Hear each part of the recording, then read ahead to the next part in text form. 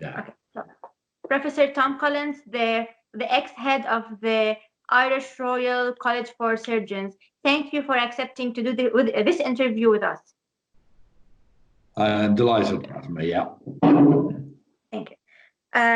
To begin with, the information from the Bahraini prisons, especially the voice notes that were recorded by the prisoners of conscience after the National Institution of Human Rights visit to the central prison of Jau, report that the environment of the prisons is unhealthy and the prisoners are denied of their right to proper and adequate medical care. In the light of the COVID-19 threat, how does the lack of precautions raise the risk of contamination inside the prisons? Okay, Fatima, I'm a social scientist, so I'm not a medical doctor. I don't have a medical background. But let me put it, your question in this way. In Ireland, currently, we are dealing with, like every other country pretty much in the world, with COVID-19. One of the big, and we've done pretty well, it would appear to me, as a country, in managing the outbreak at the total level, i.e. the number of cases, the number of people being admitted into ICU, and the number of deaths. At the aggregate level, we have managed all of those pretty well.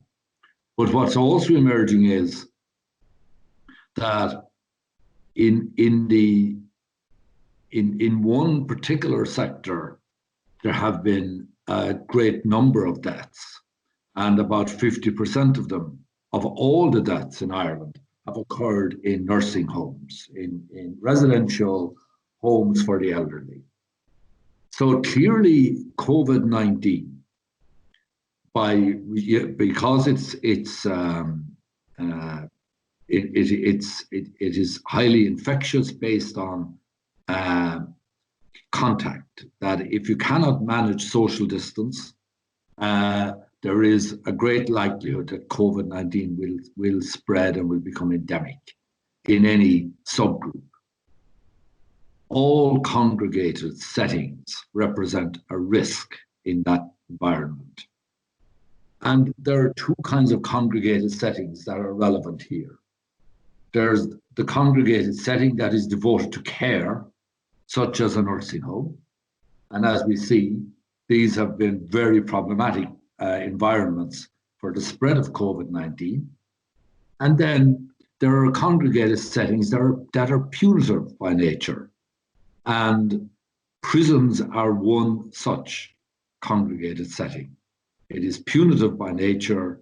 So one would expect that if there isn't a very explicit effort to protect prisoners from COVID-19, and an effort that exceeds that of non-congregated settings, then every prisoner is more exposed to that risk.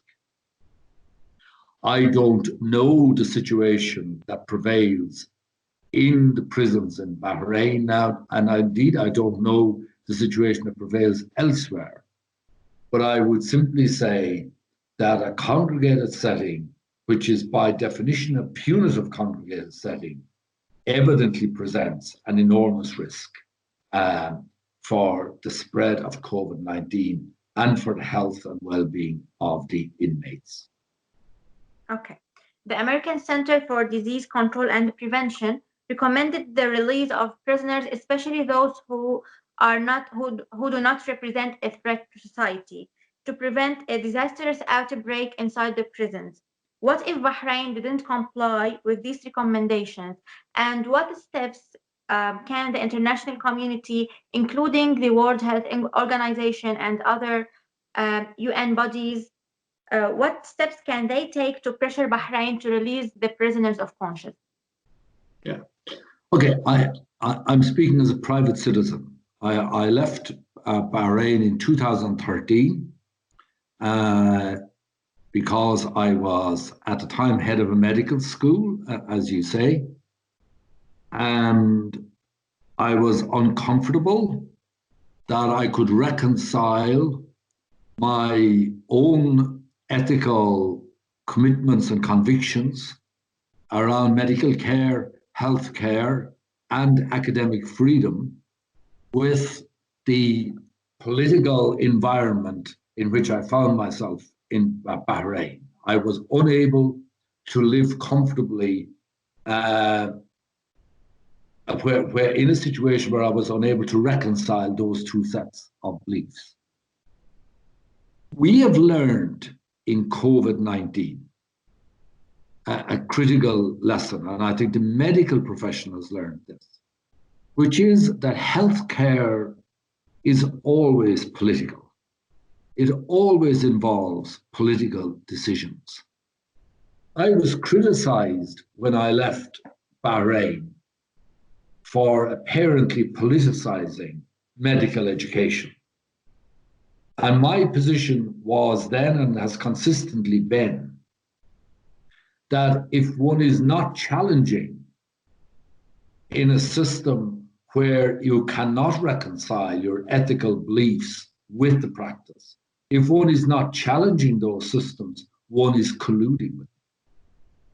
So I believe very strongly that with COVID-19, the interaction, the interplay between political decision-making and medical care has come front and center. In the early days of COVID-19 in the UK, I heard a television interview with the former, as far as I recall, he was the former chief medical officer in the UK. His name eludes me at the moment. And at the time, the United Kingdom was suggesting that it would deal with COVID-19 by developing herd immunity, I quote, in the country. Now, the development of herd immunity would have presupposed that large numbers would die before the rest of the population became resistant. This former chief medical officer came out on public TV in the UK, I would say about mid-February or perhaps in March, publicly calling for the resignation of Boris Johnson. And because he said COVID-19, the handling of it is not just medical, it is also political. So I think in Bahrain, we have to recognize that this is not even primarily a medical issue. It is primarily a political issue as to how the issue of COVID-19 is dealt with in the prisons and possibly outside of the prisons as well.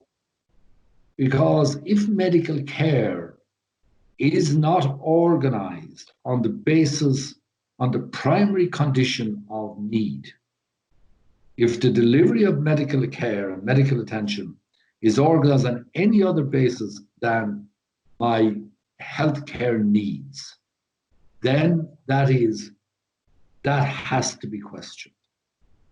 I would see the prisoners, not just in Bahrain, to be truthful, but in any political prisoner, any place in the world, right now is being placed in danger by virtue of being in prison, in a level of danger, being exposed to danger that they should not be exposed to.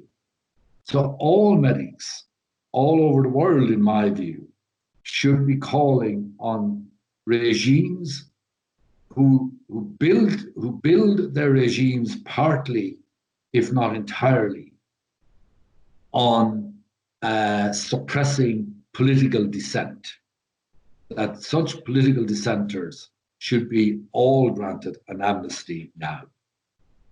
I would say that to do otherwise is to be placing people in danger, in medical danger, which is not, which, in my view, is hugely unacceptable. If I can put it like this, Fatima, internationally, Donald Trump has refused to lift the sanctions on Iran as Iran tries to come to terms with the challenges of COVID in its population.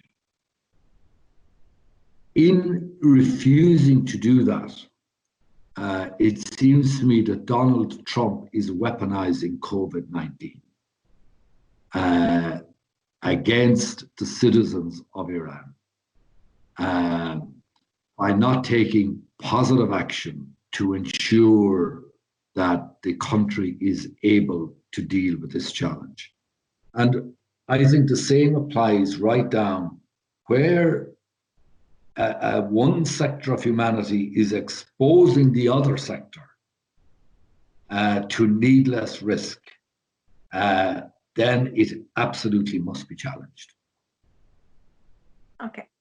Speaking about politicizing medical care and medical education in Bahrain, we've seen the Bahraini government or the Bahraini authorities are saying that, let's say, they don't need more medical professionals in the sector from their citizens while they were recruiting or while they nationalizing other people from other citizenships from other countries, giving them the Bahraini citizenship and then recruiting them into the sector.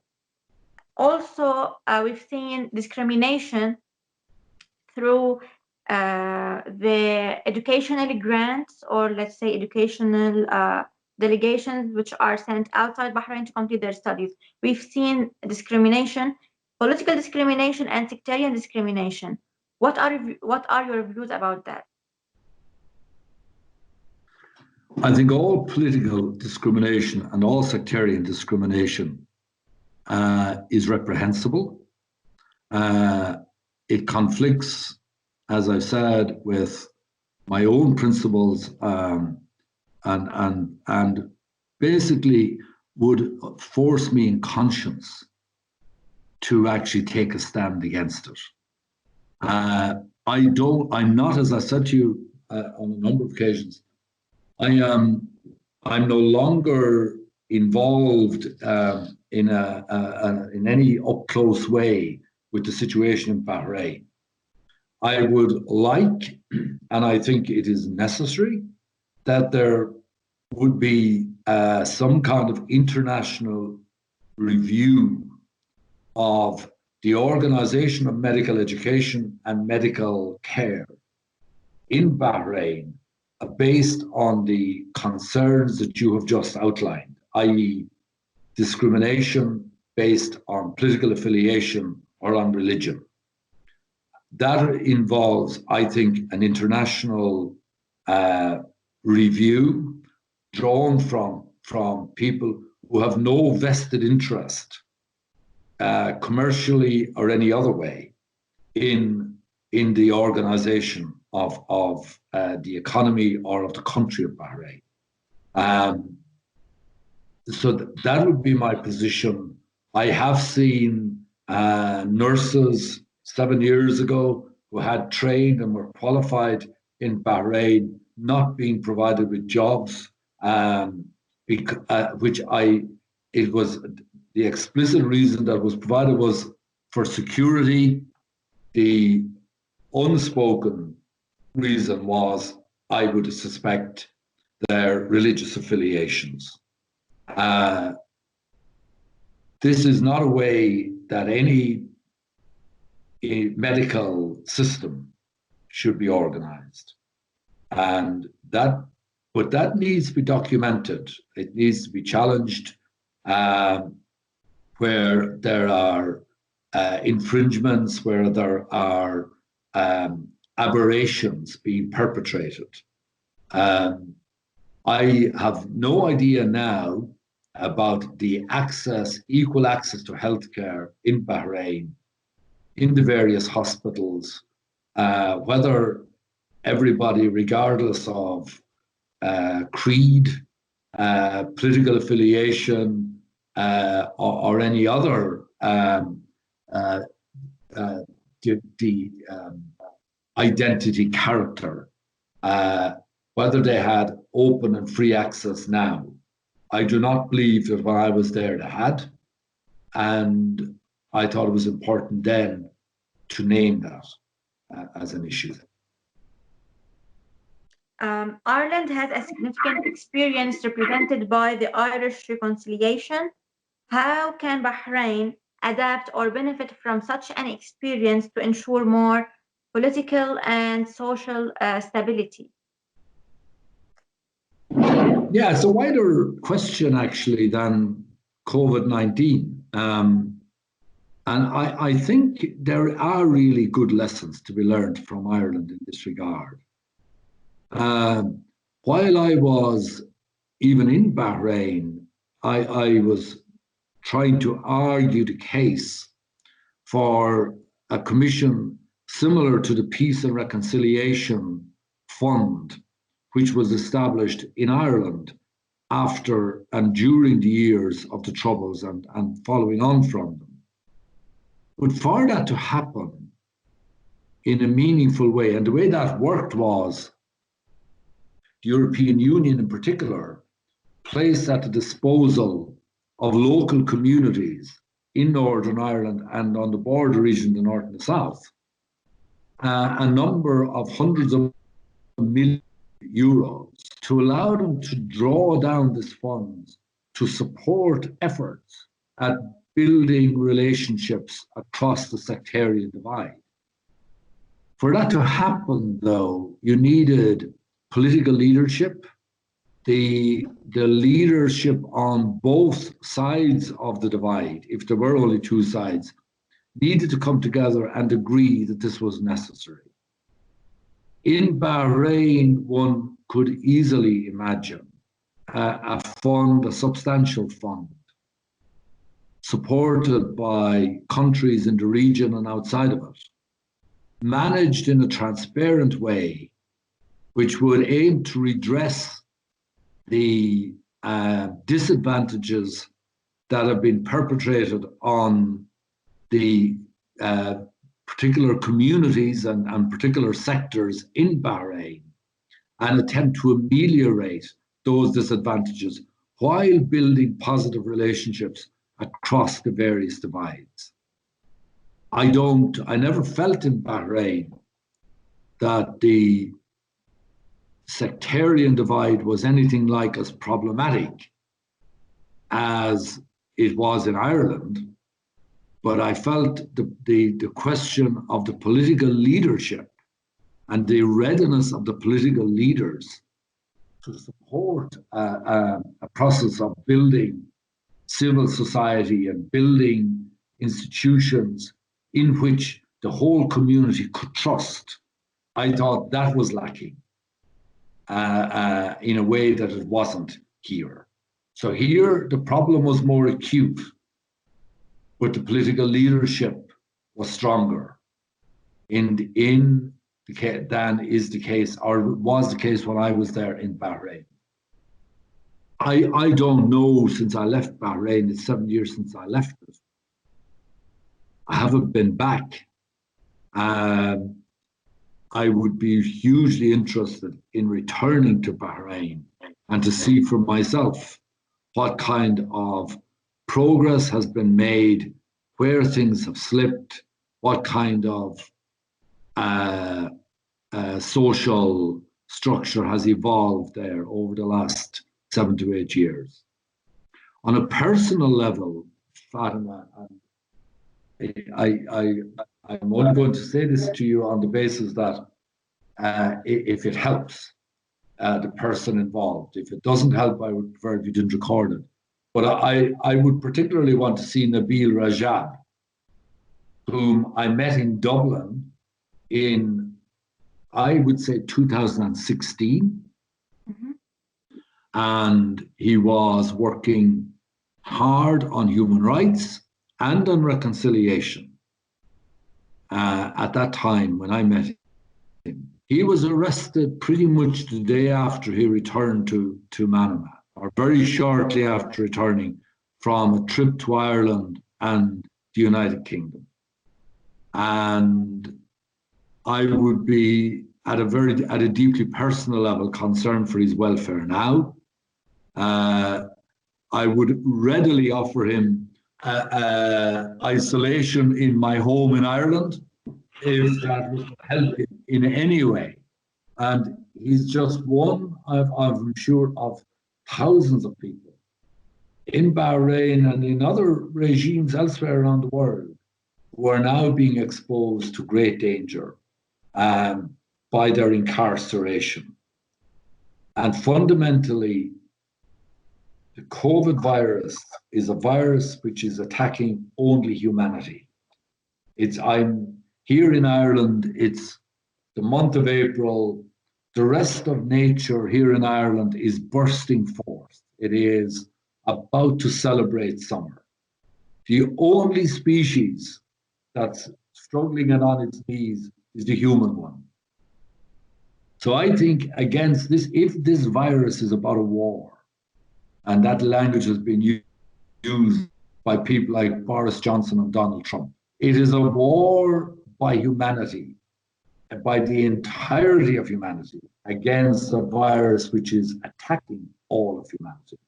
It doesn't make sense that one part of humanity weakens another part of humanity against this virus, because in doing that, it is exposing the entirety of humanity to its dangers.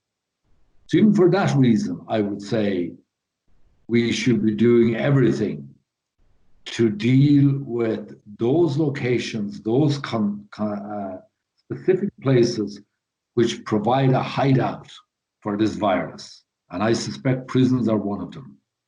But on Nabil, I want to say to Nabil, I want him to hear somehow that there's somebody in Ireland thinking about him and about his family in a very particular way at this time.